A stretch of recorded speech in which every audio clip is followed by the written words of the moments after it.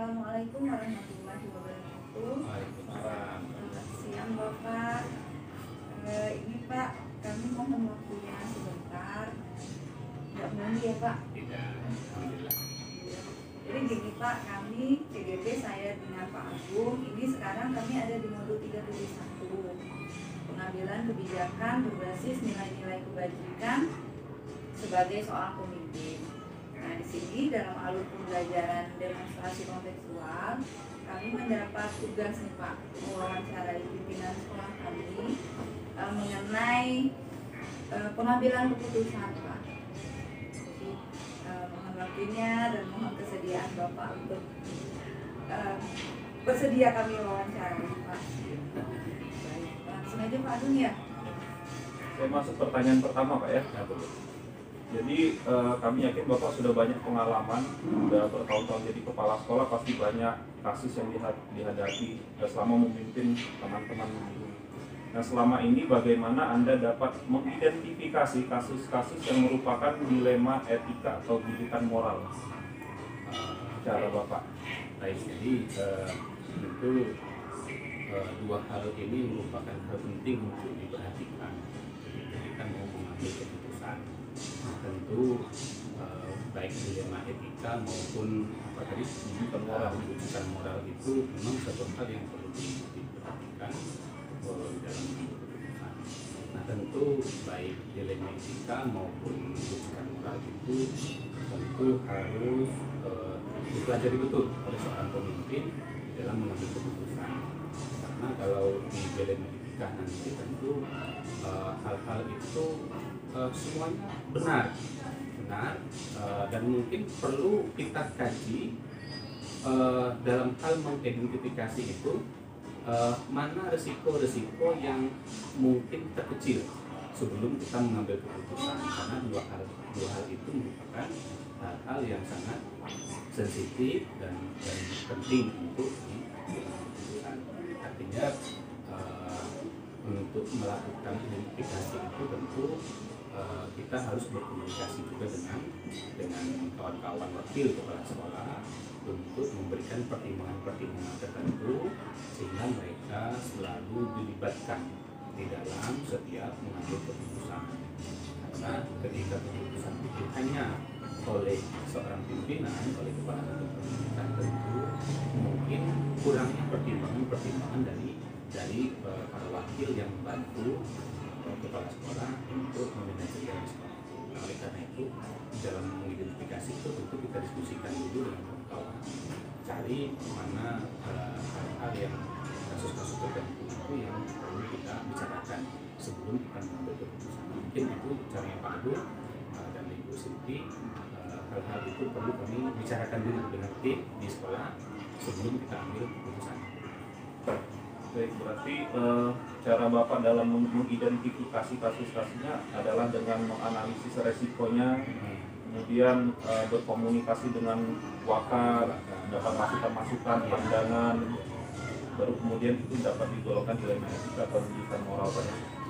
Yang kedua Pak, selama ini jadi terkait dengan pertanyaan nomor 1 tadi, bagaimana Anda menjalankan pengambilan keputusan di sekolah Anda, terutama untuk kasus-kasus di mana ada dua kepentingan yang sama-sama benar atau sama-sama mengandung nilai kebajikan? Baik, ya. Tentu untuk mengambil keputusan tadi yang kepentingannya sama-sama benar, tentu di dalam mengambil keputusan itu selain kita harus meminta pertimbangan dari kawan-kawan wakil, juga tentu kita harus analisa kembali berdasarkan musyawarah kecil itu. Nah, di antara dua kepentingan itu tentu harus ada kajian, pertimbangan mana hal yang lebih penting kita harus putuskan. Nah, sehingga dari walaupun dua sama-sama benar, tentu ada yang lebih dijadikan prioritas untuk dijadikan keputusan. Maka di antara dua hal benar dan penting tadi, maka harus ada pertimbangan kembali, kemudian dianalisa kembali oleh seorang kepala sekolah untuk mengambil keputusan, sehingga lebih diutamakan lagi hal-hal yang penting, yang lebih penting lagi di antara dua hal yang begitu. Jadi lewat analisa nanti kita bisa mengetahui mana yang lebih penting Pak ya. Nomor 3 Pak, Jadi langkah-langkah atau prosedur seperti apa yang biasa Anda lakukan selama ini, Pak? Ada tidak kiat-kiat sendiri atau pribadi langkah-langkah yang iya dalam mengambil keputusan? Baik ya, jadi sebenarnya di dalam pengambilan keputusan itu ada beberapa bagian yang perlu ada pengkajian sebelum kita mengambil keputusan itu. Kembali lagi harus ada pertimbangan-pertimbangan tertentu di dalam mengambil keputusan. Kenapa? Karena ada suatu hal yang memang harus kita segera untuk diputuskan dengan pertimbangan kematangan berpikir cepat dan pertimbangan berisiko terkecil, maka keputusan itu harus segera diambil. Ada yang memang perlu kita jeda waktu karena tidak terlalu mendesak. Nah, maka mungkin bisa kita komunikasikan dengan kawan-kawan Pak Guru atau gimana, atau minta pertimbangan juga dengan kawan-kawan sehingga kita di dalam memimpin suatu pendidikan itu tidak dianggap bahwa kita sangat otoriter. Artinya mentang kita bisa mengambil kebijakan sendiri sehingga keputusan itu terganggu dengan kita sendiri. Tapi tentunya sebelum mengambil keputusan itu tadi tentu kita pikirkan ini perlu cepat tidak diambil keputusan. Kalau memang perlu cepat maka harus kita putuskan tanpa harus kita musyawarahkan lagi dengan kawan-kawan. Nah, kalau itu memang perlu kita musyawarahkan maka harus kita musyawarahkan. Nah, seperti itu. Jadi ada yang lebih disegerakan, ada yang bisa dipertimbangkan dulu lagi, atau bisa bahkan ya kita putuskan nanti di jangka waktu yang tidak terlalu cepat seperti itu.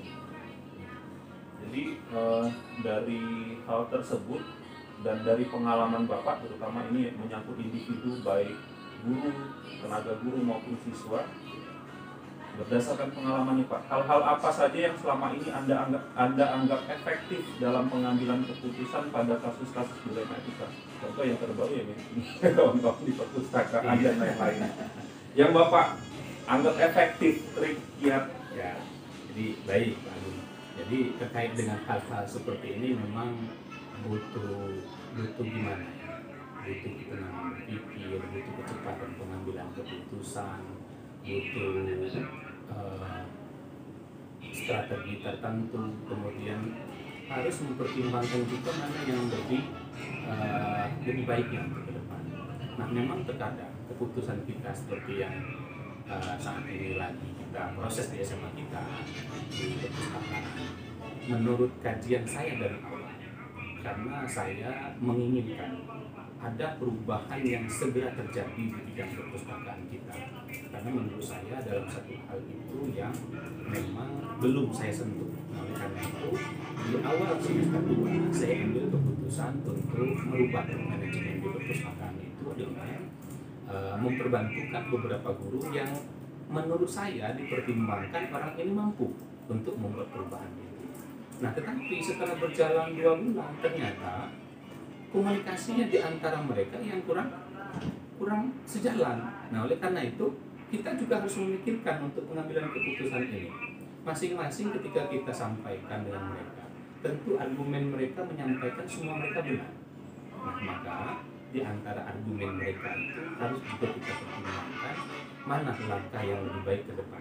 Maka seperti di perpustakaan tadi, per tanggal hari ini 9 Februari 2023 saya keluarkan surat tugas, maka ditarik kembali dulu kawan-kawan yang membantu mulai dari staf perpustakaan sampai dengan kepala perpustakaan untuk dinonaktifkan dulu sambil nanti berjalan waktu sampai tahun ajaran baru nanti kita evaluasi, sehingga nanti tahun ajaran baru nanti kita akan bentuk kembali, kita pertimbangkan kembali, dan kita ambil masukan dari kawan-kawan dari perpustakaan itu sendiri supaya kolaborasi bekerjasama dalam tim itu memang berjalan dengan baik. Nah, artinya kita tidak mesti harus dari kita sendiri dalam pengambilan keputusan itu, kita juga minta pendapat dari mereka supaya memang sehati dan sejalan di dalam menjalankan tugas kita di situ. Kan begitu. Jadi dari yang saya tangkap, kita mendengarkan dari masing-masing pihak, masing-masing pihak. Terakhir kita evaluasi, kemudian tentukan langkah terbaik dan kebijakan terbaik. Nomor 5 boleh Silvi. Nah, selanjutnya Pak, pengambilan keputusan tadi dari beberapa yang Bapak sampaikan, yang menjadi tantangan Pak dalam pengambilan keputusan yang menyangkut kasus dilema etika Pak? Apa biasanya menjadi tantangannya Pak? Baik, jadi saya bertugas di SMA Negeri 3 Bengkulu Tengah ini terhitung 6 Januari 2022. Jadi SMA ini merupakan sekolah yang membesarkan saya. Ya. Nah sekarang saya memimpin berada di lingkungan kawan-kawan saya sendiri. Maka dilema etikanya itu yang luar biasa. Tetapi saya juga terus menyampaikan dengan kawan-kawan, harus kita sama-sama bisa membedakan mana yang harus sesuai dengan tupoksi kita, mana kekeluargaan, mana persahabatan, mana memang tugas kita. Jadi sama-sama ya harus menyadari dengan itu. Nah terkadang keinginan seorang kepala sekolah, khususnya saya sendiri, khusus guru-guru tertentu, belum dapat membaca arah kemana keinginan kepala sekolah. Nah, sedangkan mereka ketika diambil kebijakan dan menurut kepala sekolah sudah dipertimbangkan dengan matang untuk mengambil sebuah kebijakan tertentu, mereka belum memahami kemana arahnya ini. Nah, setelah berjalan tentu mereka ya nanti sambil berjalan mereka bisa memahami, berguyur untuk mengetahui kemana arah dan keinginan kepala sekolah sendiri.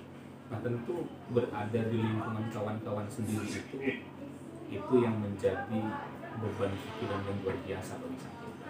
Karena ketika kita mengambil keputusan dan keputusan kita itu tidak menurut mereka membuat enak bagi mereka, maka tentu akan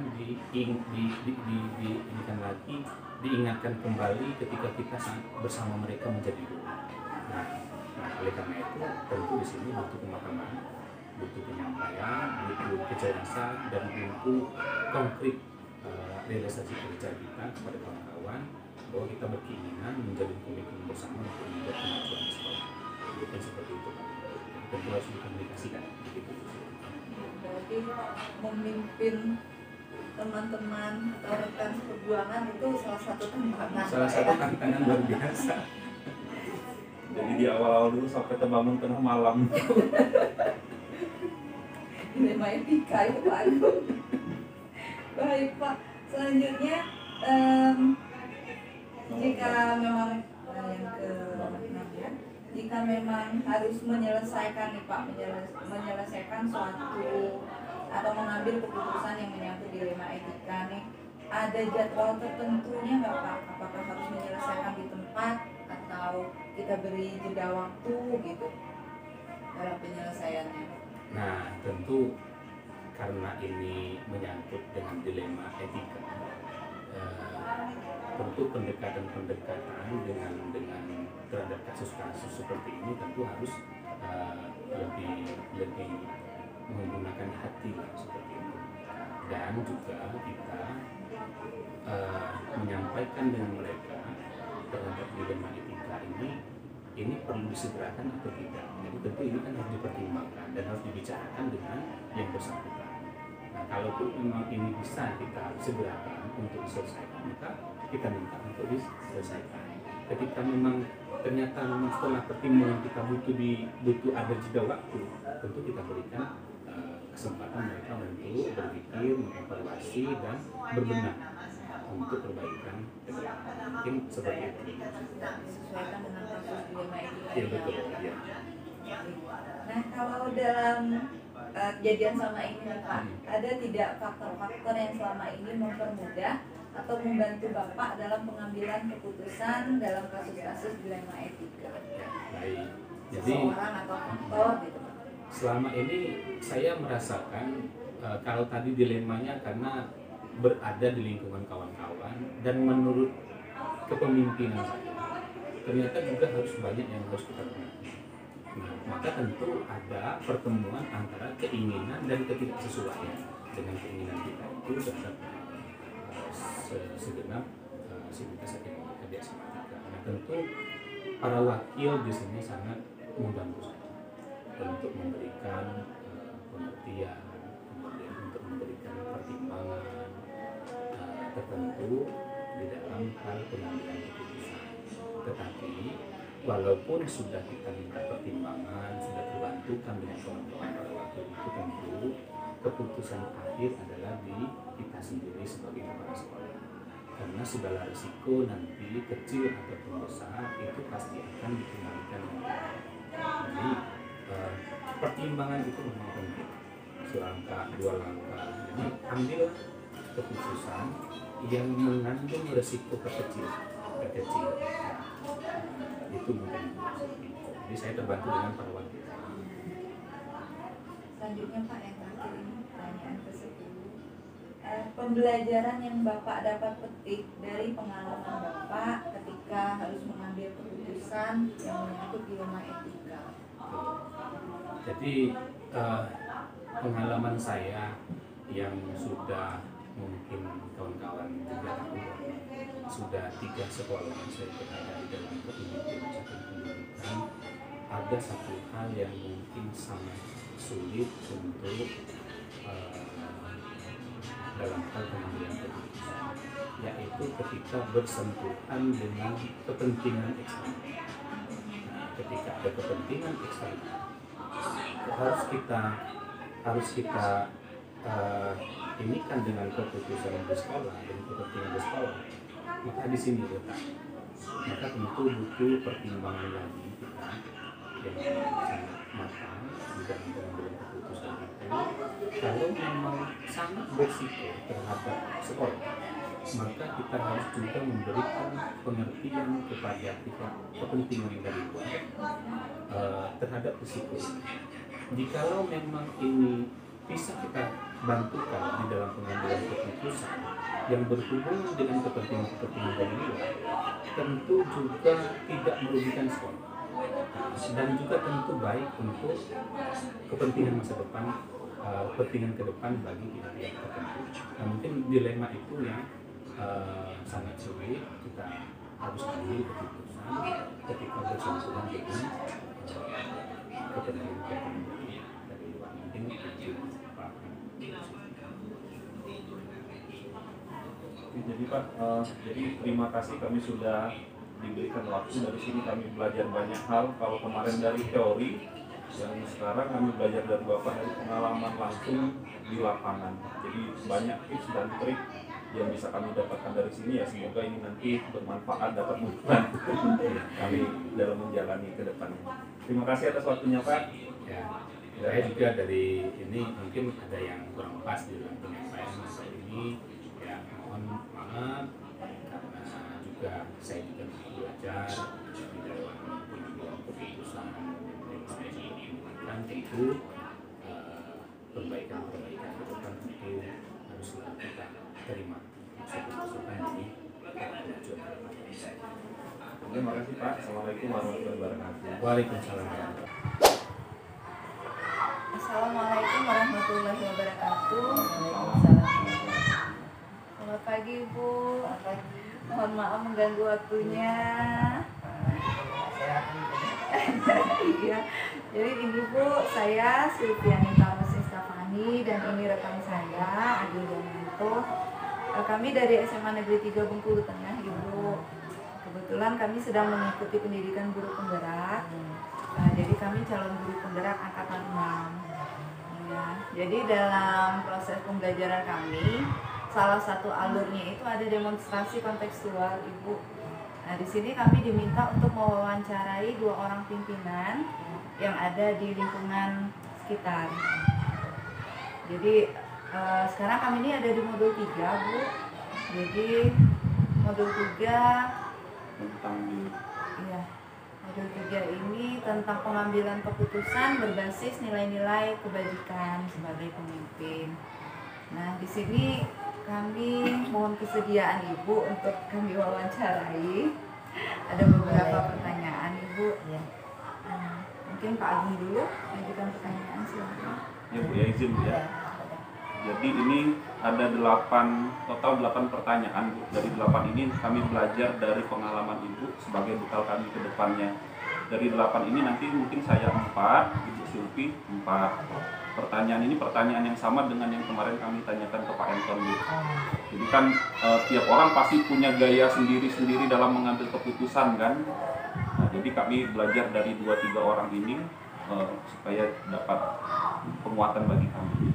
Ada cara Ibu dalam mengambil keputusan kalau sedang berhadapan dengan kasus-kasus seperti itu di sekolah yang Ibu pimpin. Nah, gitu Bu ya. Kita mulai dari yang nomor 1 Bu ya. Selama ini, bagaimana Anda mengidentifikasi kasus-kasus yang merupakan dilema etika atau rujukan moral? Jadi cara Ibu mengenalinya, mengidentifikasinya, kira-kira gimana? Baik, terima kasih Pak Agung juga Bu Sylvi yang sudah berkenan ke sini. Jadi memang kita sebagai pemimpin itu banyak tantangan, banyak dilema yang perlu diselesaikan. Ini salah satunya itu. Nah, selama ini saya kan termasuk baru juga nih di sini. Saya ini kemarin menjadi dilema bagi saya untuk ke sekolah ini karena saya begitu pindah ke sekolah ini, saya membawa program baru dengan nama sekolah penggerak, membawa kurikulum baru, otomatis harus membawa perubahan. Yang selama ini di sekolah ini tidak ada seperti itu. Jadi memang tantangan berat bagi saya. Tapi sedikit demi sedikit saya harus mencari celah dari pertama sekali yang saya ambil adalah karakter dari guru. Karakter gurunya itu bagaimana. Nah, ternyata si A begini, si B begini, si C begini. Kemudian yang keduanya karakter dari murid. Ternyata murid di sini tidak sama dengan murid ketika saya pimpin kemarin. Nah, karena kondisinya berbeda, gitu kan. Terus dari masyarakat, nah, ternyata pun berbeda. Jadi saya perlu banyak pemikiran untuk menentukan, mengidentifikasi itu tadi. Nah, jadi yang pertama sekali saya identifikasi adalah gurunya. Nah, karena kalau di SMA seperti yang diceritakan Pak Agung tadi, memang gurunya adalah permata pelajaran, ya. Tapi kalau di sekolah di SD ini adalah guru kelas. Jadi satu guru harus menguasai satu kelas. Artinya semua bidang studi dia harus bisa, kecuali agama dan olahraga. Itu pun seandainya gurunya tidak ada, ya kembali ke wali kelas. Jadi guru SD ini serba bisa, gitu ya. Jadi menanggapi yang demikian, saya sepakat setiap minggu sebelum melaksanakan kegiatan di awal minggu itu di hari Senin, saya selalu mengadakan briefing dengan guru-guru paling tidak 15 menit setelah upacara. Nah, artinya dalam 1 minggu ke depan ini tolong jaga kondisi sekolah kita. Tidak ada anak-anak ketika jam pelajaran bilang tidak ada guru. Nah, gitu loh. Jadi artinya sesama guru itu harus saling membantu, saling menutupi untuk kebaikan sekolah kita. Nah, itu yang pertama. Kemudian yang kedua, jam masuk setiap guru kalau selama saya belum ada di sini, jam 8:30 masuk ke jalan. Jam 9 gurunya banyak, ada juga yang muda. Saya punya kesepakatan bahwa kita adalah pegawai, punya jam dinas. Jadi ketika jam dinas jam 7.30 kita sudah harus berada di sekolah. Jadi kesepakatan itu sulit pada awalnya, sulit sekali saya laksanakan. Nah, itu mesti diawali dari pemimpin dulu. Jadi begitu saya sampai di sini, saya awali jam 7:15 saya sudah ada, jam 7.30 sudah ada di tempat. Ada tidak ada guru, saya bunyikan bel agar anak terbiasa. Kadang anak pun karena sudah terbiasa dengan yang lama, anak belum ada. Telah datang ya. Telah juga datang karena mereka jam 8:30 biasa masih keliaran, ya. Begitu saya pakai jam 7.30 bunyi bel, anak baru separuh. Nah, tapi itu terus saya laksanakan, saya beritahu dengan rapat komite, ya. Rapat komite, saya kasih tahu bahwa anak-anak harus begini. Awalnya sulit, tapi di bulan selanjutnya sudah mulai membaik. Alhamdulillah sampai saat ini anak-anak sudah terbiasa dengan jam 7.30 masuk berada di kelas. Begitu juga dengan gurunya. Tapi itu tadi mesti diawali dari pemimpin dulu. Nah, pasti guru-gurunya itu tadi punya rasa segan gitu kan. Segan, akhirnya alhamdulillah itu alhamdulillah sekarang sudah berubah. Nah, jam 7.30 lebih sedikit lah sekarang, tidak sampai jam setengah 9 lagi gitu kan, udah stay di kelas. Nah, kemudian yang itu yang pertama untuk mengidentifikasinya ya. Kemudian yang keduanya kita punya kerjasama. Jadi seandainya karena di sekolah ini mungkin sama, di setiap sekolah itu ada guru yang punya tugas selain dari mengajar 24 jam karena sudah sertifikasi semua harus dilaksanakan, tapi punya sisi lain, misalnya jadi bendahara. Ada tuh di sekolah kami itu ada yang jadi guru, jadi bendahara, otomatis dia harus melaksanakan ketika ada pertemuan harus berangkat, ketika harus membuat laporan juga harus tidak mengajar. Nah, itu kan kesepakatan dari awal. Jadi sekolah kita jangan sampai tidak ada yang tidak belajar, jadi saling tutup gurunya. Bahkan TU, penjaga perpustakaan, bisa ikut andil dalamnya dengan cara guru memberi tugas dan yang menindaklanjuti di satu TU atau guru yang lain, seperti itu. Itu yang pertama. Terima kasih Bu ya. Jadi caranya yang pertama kalau boleh saya simpulkan, kita perlu mengenali karakter guru yang kita pimpin, karakter murid dan masyarakat. Kemudian lewat briefing ya kita mengkondisikan sekolah selama 1 minggu ke depan, lewat kesepakatan saling membantu ya. Kemudian lewat kerjasama. Terima kasih Bu. Untuk nomor 2, selama ini bagaimana Anda menjalankan pengambilan keputusan di sekolah Anda, terutama untuk kasus-kasus di mana ada dua kepentingan yang sama-sama benar atau sama-sama mengandung nilai kebajikan? Untuk mengambil keputusan ini ribet memang ya. Itu pertama sekali adalah rapat bersama Dewan Guru. Kalau bersama Dewan Guru tidak kelar, saya panggil komite kalau memang itu melibatkan wali murid gitu kan. Misalnya seperti yang Pak Agung sampaikan tadi, anak tidak bisa naik kelas, tapi ada orang tuanya minta. Itu ada juga kasusnya di SD. Jadi anak belum bisa membaca, tapi dia orang tuanya minta tolong, kalau tidak itu nak dipindahkan. Nah, itu saya rapatkan dulu dengan guru, terutama guru yang mengampu kelasnya. Nah, gimana menurut itu? Dan karena kelas itu kan bukan hanya guru itu saja, ada dari olahraga, ada dari agama. Kita kompromi gimana baiknya. Nah, setelah itu dapatlah kesepakatan. Kalau memang guru itu keberatan dan memang masih layak untuk ditinggalkan, ya memang ditinggalkan. Nah, tapi kalau memang ada, misal sudah 2 tahun nih tinggal, sementara kami di kurikulum Merdeka itu kan tidak boleh ada anak tinggal. Tidak boleh ada anak tinggal karena mereka punya fase, gitu kan. Apalagi kalau kemarin belum menggunakan kurikulum Merdeka karena baru tahun baru kemarin K13 kan tidak diusahakan. Tahun ini udah boleh jalan kurikulum Merdeka. Kami baru besok Bu. Sudah. Semester makanya kemarin sudah mengadakan bazar. Oh iya, bazar. P5 gitu kan. Nah, itu penguatan profil ya. Jadi itu tadi kalau memang itu memang berat untuk dinaikkan, kita ke sekolah punya punya kriteria kan. Kita punya kriteria, ada KKM sekian. Kalau kemarin masih K13 punya KKM sekian. Kalau memang jauh di bawah KKM tidak bisa dinaikkan. Meskipun ada aturannya tidak harus naik gitu kan. Tapi kalau memang dia masih di kelas rendah, kelas 1, 2, 3, memang benar-benar tidak bisa membaca dan masih baru, maksudnya belum pernah tinggal, tetap kami tidak naikkan karena kami punya kriteria itu. Tapi kalau memang sudah 2 tahun dia tinggal, kemudian sekedar masih mengeja karena masih bantu, masih bisa bantu. Apalagi kalau sudah 2 tahun, kami takutnya nanti anak itu jadi bosan, akhirnya nggak jadi sekolah gitu kan.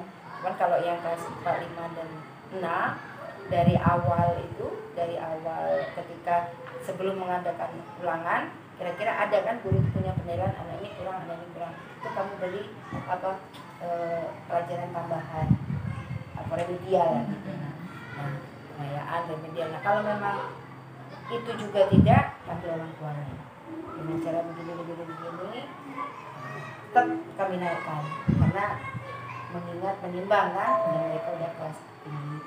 Siapa tahu nanti di SMP dia berubah. Nah itu.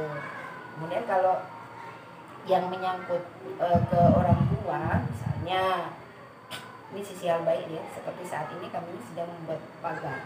Itu kan dari orang tua, dari paling murid, dari komite, kan? Semuanya itu dari komite. Itu kan sisi baik. Kita harus membuat pagar, membuat baik sekolah. Tapi punya kebijakan di setiap paling murid harus membayar sekian. Tapi kita punya kebijakan seandainya orang tua itu memang benar-benar kondisinya tidak memungkinkan, kita punya kebijakan dari pihak sekolah. Tidak harus full barangkali, atau dia boleh menyumbang apa kalau sepakatan berupa duit. Oh boleh kamu menyumbang punyanya bata, menyumbang semen, silakan. Kasih Bu ya. Nomor 3, langkah-langkah atau prosedur seperti apa yang biasa Anda lakukan selama ini? Maksudnya langkah-langkah dalam pengambilan keputusannya. Itu tadi saya sampaikan langkah-langkahnya, kita rapat dulu, ambil kesepakatan, menimbang, mengingat banyak mudaratnya atau banyak ininya. Yang jelas jangan sampai merugikan. Jangan sampai merugikan siswa, jangan sampai merugikan guru, dan juga jangan membawa nama jelek sekolah. Itu harus dikompromikan, tidak otoriter. Guru langsung ini punya kepala sekolah, orang tuanya datang kepala sekolah punya otoriter, saya harus naikkan itu. Oh tidak, saya tidak seperti itu. Karena yang menilai di dalam kelas adalah guru. Jadi ikut melibatkan guru-guru yang lain gitu. Iya. Termasuk itu kalau ujian, kelulusan seperti itu. Nomor 4 Bu. Nah ini pasti berdasarkan pengalaman Ibu terkait jam terbang, ini pasti punya tips trik sendiri. Hal-hal apa saja yang selama ini Anda anggap efektif dalam pengambilan keputusan pada kasus-kasus dilema etika? Hal-hal apa saja yang selama ini Anda anggap efektif dalam pengambilan keputusan pada kasus-kasus dilema etika? Iya, Bidi. Yang dianggap efektif ketika mengambil keputusan, gitu kan? Iya, berdasarkan pengalaman Ibu. Jadi ketika Ibu ketemu masalah, tips triknya berdasarkan pengalaman jam terbang ini udah banyak ini. Kalau Kira-kira apa, pengalaman Bu? yang saya alami, saya terbuka di sekolah. Keterbukaan di sekolah. Jadi ketika saya punya masalah, saya terbuka di sekolah, dan saya menggunakan itu tidak emosional, dan kita saling menghargai. Kenapa? Kadang banyak guru ya yang meskipun guru tapi punya karakter yang lumayan jauh dari guru gitu kan. Tapi kita harus menyikapinya dengan bijak, tanpa emosional, tanpa ini. Dan ketika saya saya terapkan, alhamdulillah semuanya baik-baik saja gitu kan.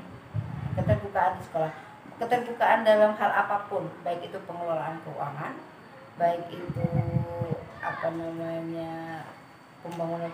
yang ada di sekolah, apapun itu, termasuk seadanya ini ada mutasi nih. Kadang guru-guru itu kan ada prasangka kepala sekolah yang mutasi kan, tapi ternyata tidak.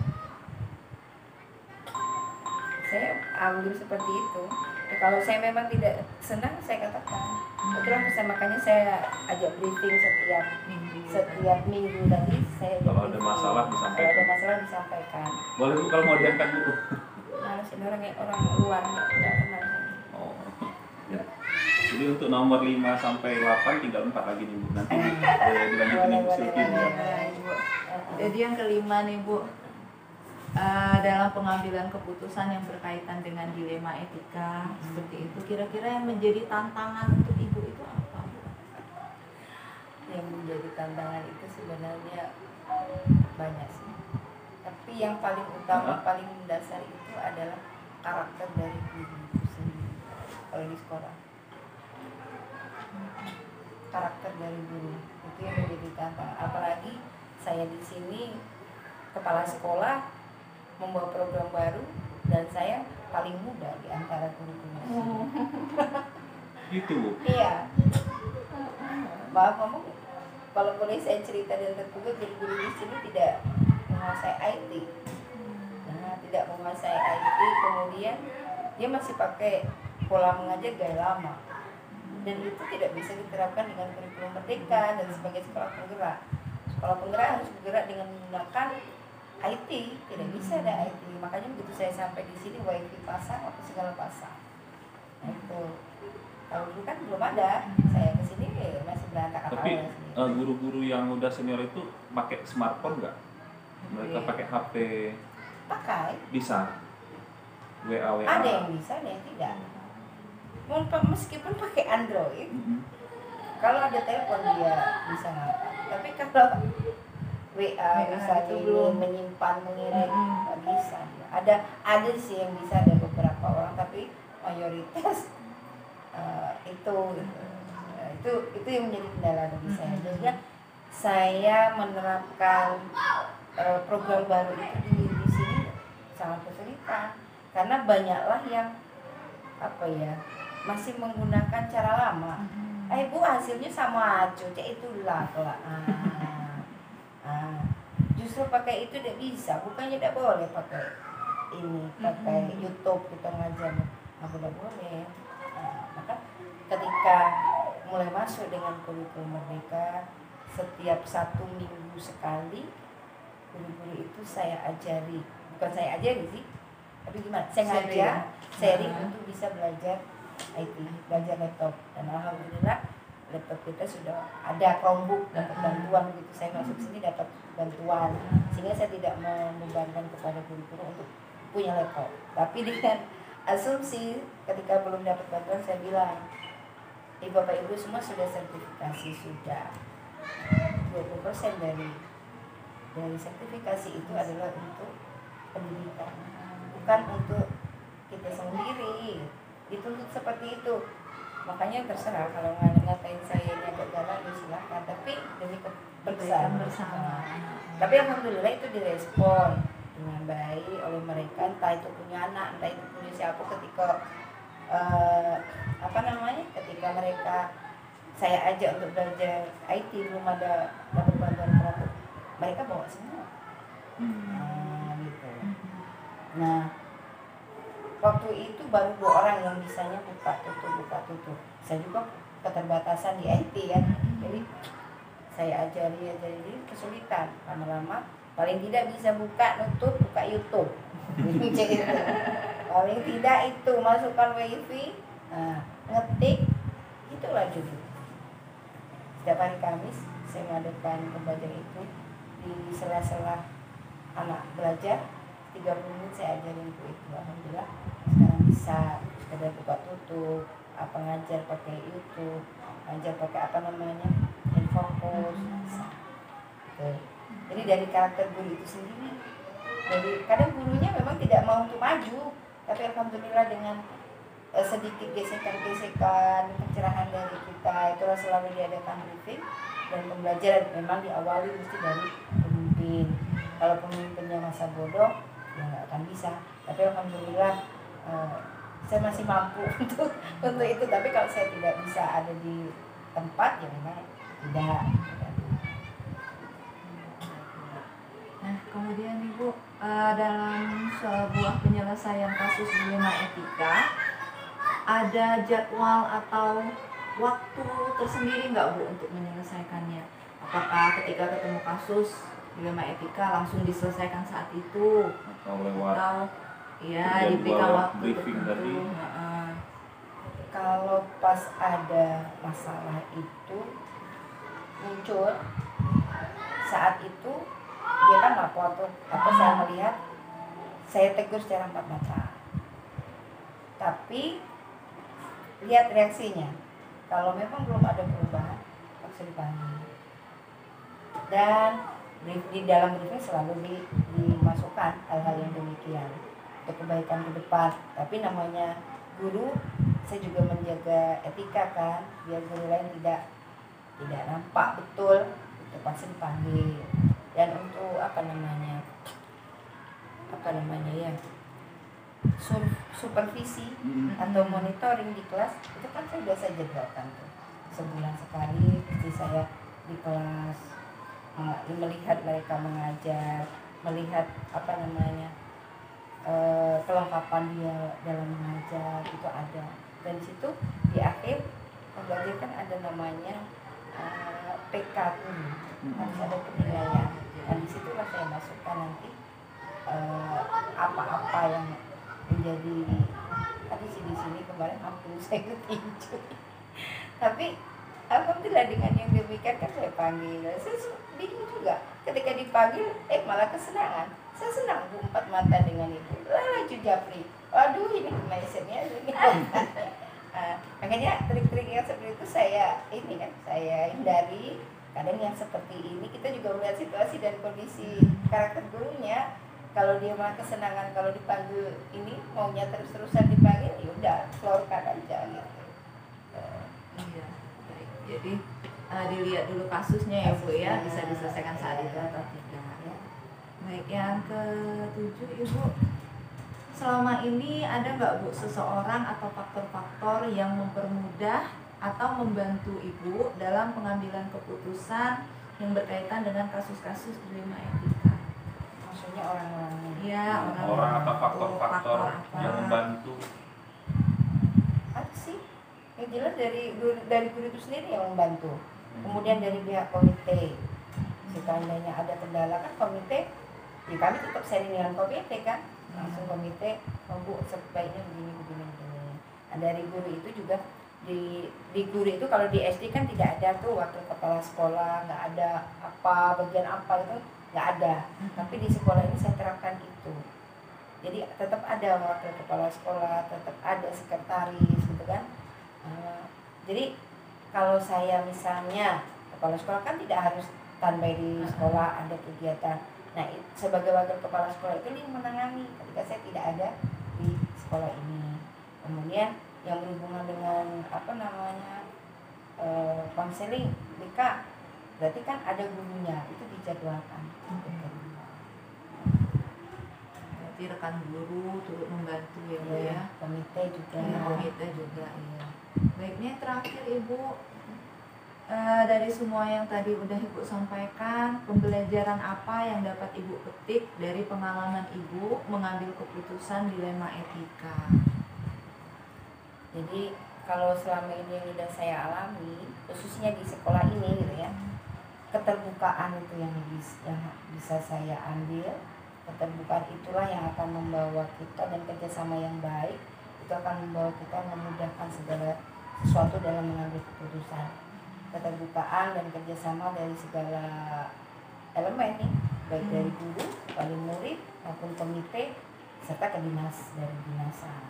Itu keterbukaan itulah yang membuat saya menjadi enjoy, sehingga bisa membuat perubahan di sekolah ini. Ya menurut saya ada perubahan di sekolah ini gitu. Sudah ya Pak Agung ya? Ya. Jadi terakhir Ibu kami ucapkan terima kasih Bu. Jadi Ganggu waktunya Bu. kami dapat pandangan kan, kalau kemarin dari laki-laki, pemimpin yang laki-laki Pak Anton dari SMA, sekarang dapat juga pandangan kalau seorang pemimpinnya itu perempuan lewat Ibu.